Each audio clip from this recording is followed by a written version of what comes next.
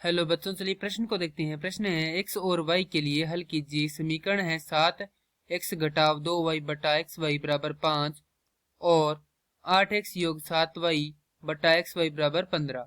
प्रश्न को हल करने से पहले जो इसकी मुख्य अवधारणा है उस पर विचार करते हैं। तो इस प्रश्न के लिए जो मुख्य अवधारणा है वह हो जाएगी दो चरों के रेखिक समीकरण। अर्थात हम यहाँ पर यह देखेंगे कि दो चरों के रेखिक समीकरण क्या होते हैं।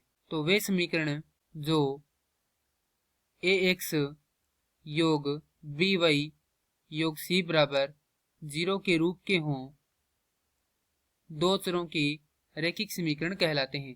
अब समीकरण है 7x घटाव 2y बटा एक्स वाई बराबर 5। इसे यदि हम हल करके लिखें तो यह आएगी 7x बटा एक्स वाई घटाव 2y बटा एक्स वाई बराबर 5।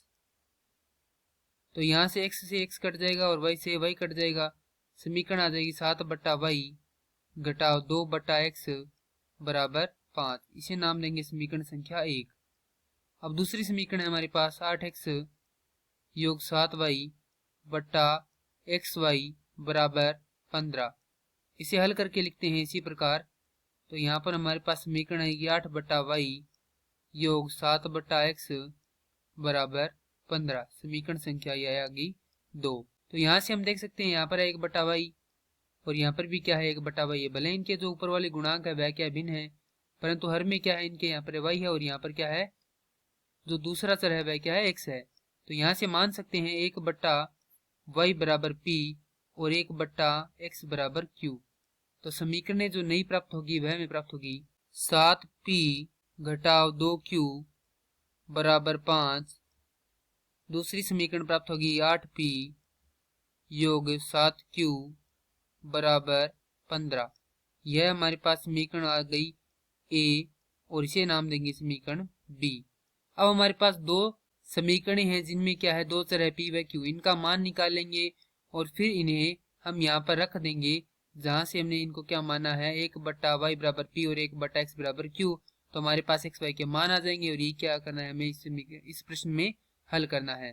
तो अब चलिए इन समीकरणों को हम हल करते हैं। तो इन्हें हम हल करेंगे प्रतिस्थापन विधि से। प्रतिस्थापन विधि के अंतर्गत हम दोनों समीकरणों में से एक समीकरण के एक चर चाहे p या q का मान निकालकर दूसरी समीकरण में रखते हैं। तो वह क्या होती है प्रतिस्थापन विधि होती है। तो प्रतिस्थापन विधि से हम क्या करेंगे समीकरण a से हम p का मान निकालेंगे। तो समीकरण a से 7p घटाव 2q है तो इसका क्या कर देंगे पूरे पद का इधर पक्षांतरण कर देंगे। तो हमारे पास आएगा बराबर 5 योग 2q। तो p बराबर आएगा यहाँ से 5 योग 2q बटा 7। यह हमारे पास किसका मान आ गया p का मान आ गया समीकरण a से। इसे रख देंगे समीकरण b में। तो यहाँ पर लिखेंगे समीकरण b से। समीकरण b में यदि p का मान रखते हैं तो हमारे पास आएगा 8 गुणा p का मान है 5 योग 2q बटा 7 योग 7q बराबर 15।